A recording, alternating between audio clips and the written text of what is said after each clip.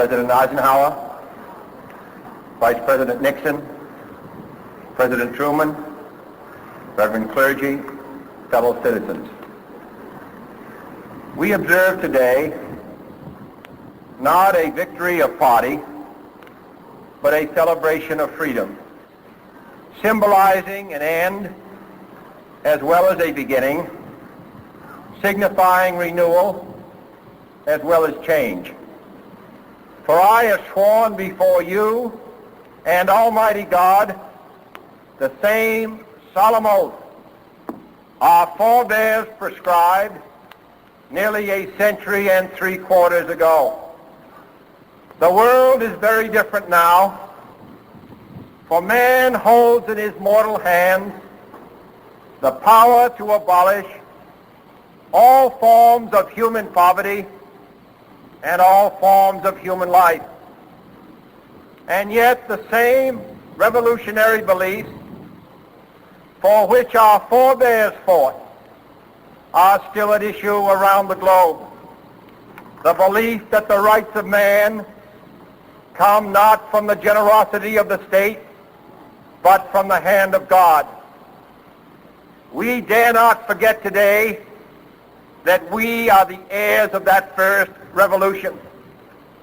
Let the word go forth from this time and place to friend and foe alike that the torch has been passed to a new generation of Americans born in this century, tempered by war, disciplined by a hard and bitter peace, proud of our ancient heritage, and unwilling to witness or permit the slow undoing of those human rights to which this nation has always been committed and to which we are committed today at home and around the world.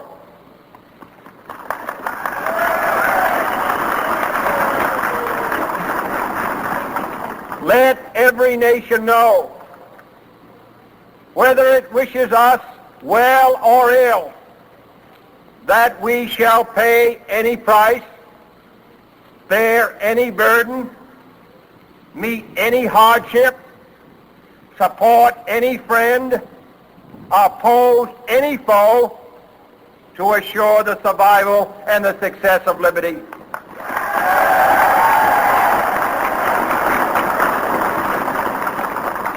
This much we pledge and more.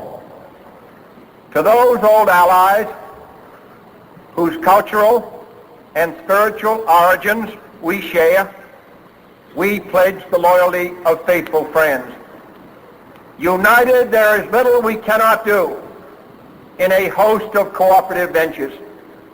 Divided, there is little we can do, for we dare not meet a powerful challenge at odds and split asunder. To those new states whom we welcome to the ranks of the free, we pledge our word that one form of colonial control shall not have passed away merely to be replaced by a far more iron tyranny.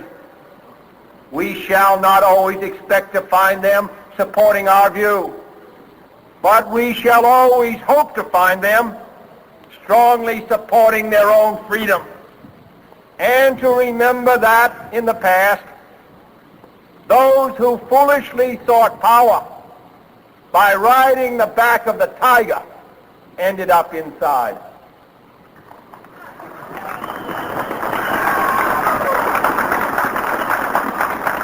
To those people in the huts and villages of half the globe struggling to break the bonds of mass misery, we pledge our best efforts to help them help themselves for whatever period is required, not because the communists may be doing it, not because we seek their votes, but because it is right. If a free society cannot help the many who are poor, it cannot save the few who are rich.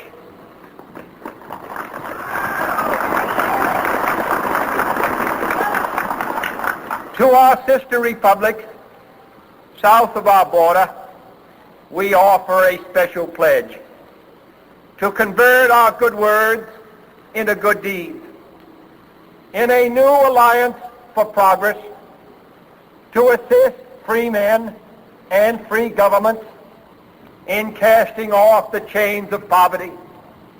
But this peaceful revolution of hope cannot become the prey of hostile powers. Let all our neighbors know that we shall join with them to oppose aggression or subversion anywhere in the Americas. And let every other power know that this hemisphere intends to remain the master of its own house.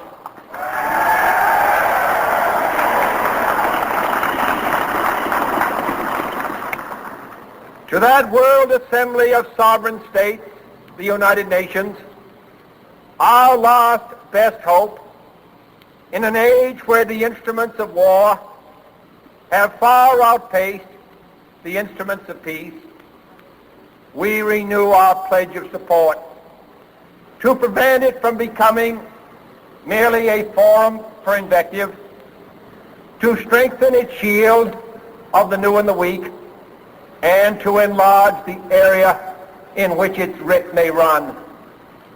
Finally, to those nations who would make themselves our adversary, we offer not a pledge, but a request that both sides begin anew the quest for peace.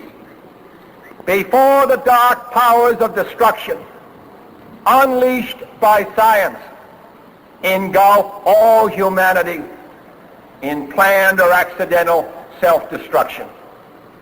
We dare not tempt them with weakness, for only when our arms are sufficient beyond doubt can we be certain beyond doubt that they will never be employed. But neither can two great and powerful groups of nations take comfort from our present course, both sides overburdened by the cost of modern weapons, both rightly alarmed by the steady spread of the deadly atom, yet both racing to alter that uncertain balance of terror that stays the hand of mankind's final war. So let us begin anew, remembering on both sides that civility is not a sign of weakness, and sincerity is always subject to proof. Let us never negotiate out of fear, but let us never fear to negotiate.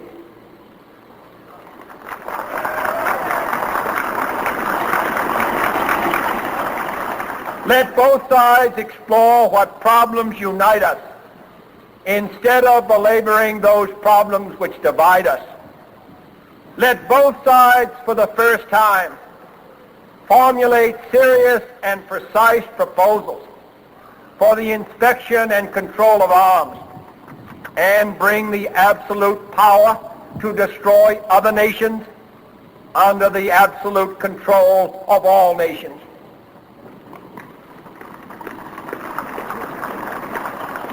Let both sides seek to invoke the wonders of science instead of its terrors. Together, let us explore the stars, conquer the deserts, eradicate disease, tap the ocean depth, and encourage the arts and commerce. Let both sides unite to heed in all corners of the earth the command of Isaiah to undo the heavy burdens and let the oppressed go free. And if a beachhead of cooperation may push back the jungle of suspicion, let both sides join in creating a new endeavor, not a new balance of power, but a new world of law, where the strong are just and the weak secure and the peace preserved. All this will not be finished in the first 100 days. nor will it be finished in the first 1,000 days, nor in the life of this administration, nor even perhaps in our lifetime on this planet. But let us begin.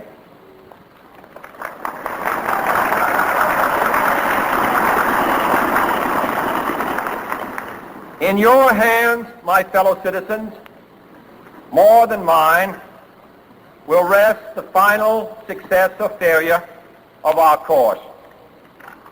Since this country was founded, each generation of Americans has been summoned to give testimony to its national loyalty.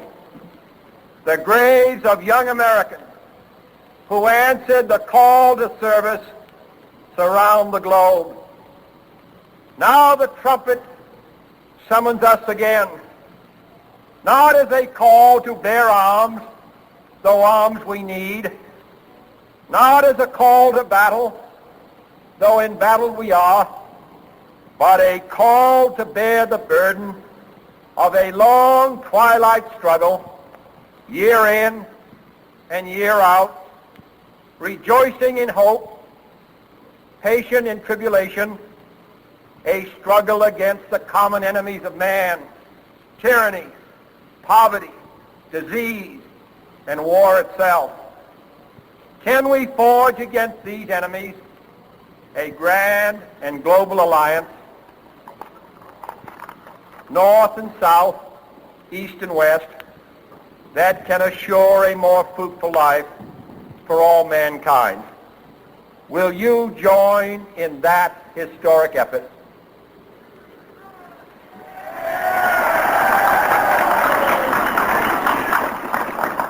In the long history of the world, only a few generations have been granted the role of defending freedom in its hour of maximum danger.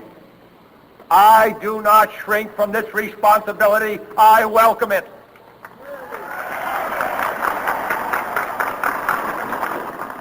I do not believe that any of us would exchange places with any other people or any other generation. The energy, the faith, the devotion which we bring to this endeavor will light our country and all who serve it. And the glow from that fire can truly light the world. And so, my fellow Americans, ask not what your country can do for you. Ask what you can do for your country.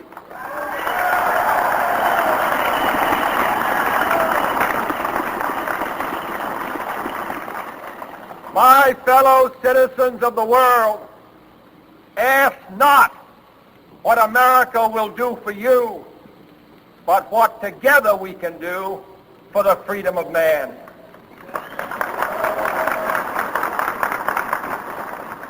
Finally, whether you are citizens of America or citizens of the world, ask of us here the same high standards of strength and sacrifice which we ask of you. With a good conscience, our only sure reward, with history the final judge of our deeds, let us go forth to lead the land we love, asking his blessing and his help, but knowing that here on earth, God's work must truly be our own.